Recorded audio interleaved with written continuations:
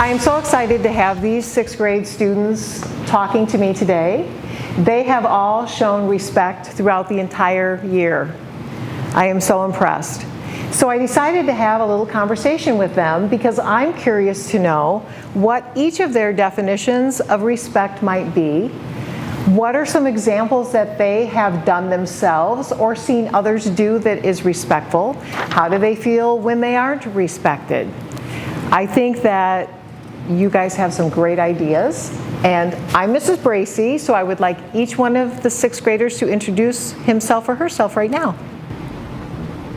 I'm Molly Hanson, Adeline Johnson, Roya Akers, Anna Fuller, Levi Powell, Wyatt Reinhardt, Jada Arnholtz, Kyle Wallace, and Cannon Kurtz.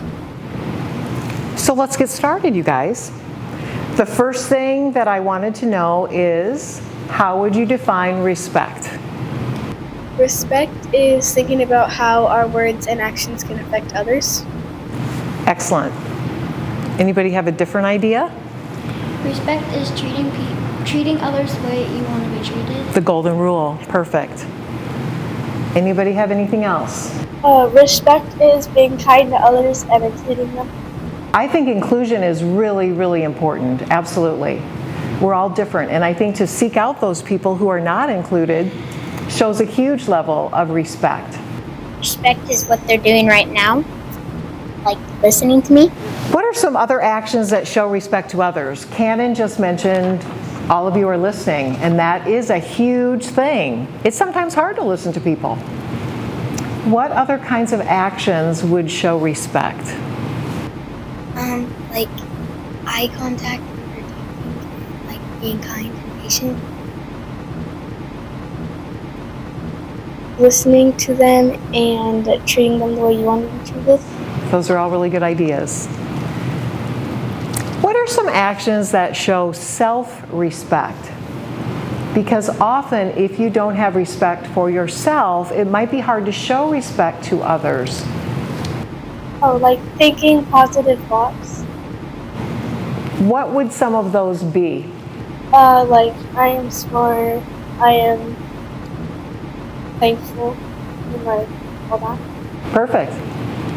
I'm able to do this group thing that might not be really easy all the time. Roya? Like if you can't do something the first time, not telling yourself that you aren't going to do it and you're not giving up. Perfect. Yes? Like if you say you can't do it, you can say I can't do it yet. That is excellent. And you know, you guys, this is really good advice for not only your age group, but younger kids and even adults. Self-talk is so important. How did you learn to be respectful? Did someone teach you, model respectful behaviors, or did you learn by consequences? What is your story? Cannon. Whenever I would be like disrespectful at school, my dad would have me run home. He would have you run home. Correct? And so how did that teach you about respect? Because it was consequences. So then I would wouldn't do it again, or I'd have to run. Excellent. How I learned respect was by being grounded, by doing something wrong, or not saying something disrespectful to people. You know, I'm really impressed, you guys, that consequences obviously made an impact on you and you were able to change your behavior to a more positive, respectful way. My mother taught me respect because she's a respectful person towards others. And it's just been like run down with the family because my grandma showed respect. So my mom thought I would do it. It's really great that you have that kind of modeling. So we just talked about consequences, but does anything else motivate you to be respectful? Roya?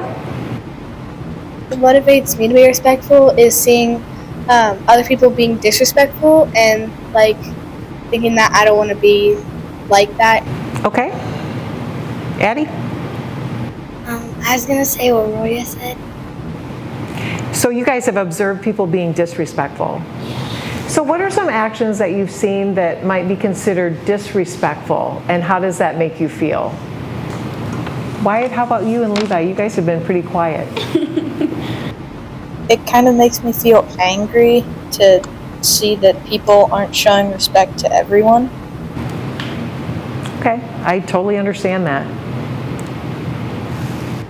And it makes me kind of upset when other people are being mean to others when they're doing nothing sometimes. Excellent. Absolutely. I can understand all of those feelings. Jada? It makes me feel angry and sad because no one's sticking up for them, and like they're saying harsh words when they should be more kind. Good. So that leads me to another question, which is, how many of you have stood up to someone or for someone when you've seen that experience? Kyle, can you tell us about it? The one time I was outside and I see someone kind of being called in the news, and so I came over and told him to stop and nice and respectful and don't treat others away. So, That is huge. That takes a lot of courage, and I'm really impressed. Good job. I think we all need to take a stand sometimes. Cannon? one was being called names, so I walked over there and told them just to like walk away and asked if they wanted to come play with us. Love it. That's great. And did the person go with you? Yes. That's great. Glad to hear it. Okay. Molly? Like when someone's like being like hurt or like bullied, sometimes like if you try to go over there and help, they'll just like the person that's bullying the person will just come up with like a comeback, and sometimes they just do it to act like they're cool. Absolutely. It can be a very awkward, uncomfortable situation, but for those people who have the courage to just deal with it in that kind of a proactive way, it's really good. Roya? So, one time I was out at recess and somebody was sitting on the bench and they were crying, and they asked why they were crying, and they said that somebody was bullying them. So I asked if they wanted to play with us, and they came and play with us. Including people. Again, that whole theme that you guys were talking about earlier is really important. Jada, you have one more thing to add about that? I was out at recess once, and like two people were like arguing about something. So I went over there and but they didn't really want to share anything. But eventually they told me. So I solved their problem, and I made them both come to me. Great. Compromise is really important as well. That kind of concludes what the discussion questions were, you guys. I think you did an excellent job. Thank you so much for being a part of this. It's really interesting to hear what you view as your definition and some of your stories and personal experiences. So thank you and great job. Keep up being respectful.